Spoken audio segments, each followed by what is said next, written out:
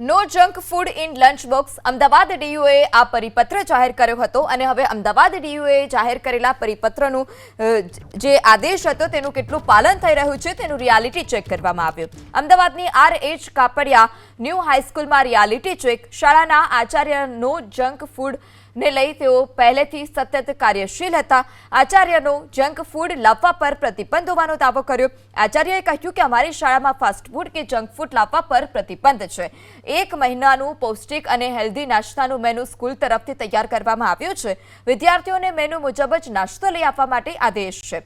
દિલ્હીમાં junk food ખાવાથી વિદ્યાર્થીના મોતની ઘટના જે અતિ દુઃખદ છે।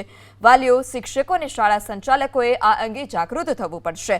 ફાસ્ટ ફૂડ લાવતા વિદ્યાર્થીનું સ્કૂલે જે લંચ બોક્સ હોય છે તે ચેક કરવામાં આવે છે અને જે પણ વિદ્યાર્થી ફાસ્ટ ફૂડ લાવે તો તેમની પાસેથી એ ફાસ્ટ ફૂડ લઈ અને અન્ય જે ટિફિન હોય છે કે જેમાં પૌષ્ટિક આહાર છે તે આપવામાં આવે છે। શાળા તરફથી અને વાલી તરફથી શાળા એટલું ચોક્કસ કરી શકે કે દર મહિનાના જે 25 દિવસ કે 26 દિવસ કે 20 દિવસ કે 22 દિવસ શાળા કામ કરતી હોય એ 22 દિવસનું એક નાસ્તાનું લિસ્ટ બનાવીને દરેક સ્ટુડન્ટ્સને આપી દેવાનું અને એ વસ્તુ વાલીઓને ઇન્ફોર્મ કરવાની અને વાલીઓ એકોર્ડિંગલી એન્ડ એ પ્રમાણે દરેક બાળકને નાસ્તો મોકલે।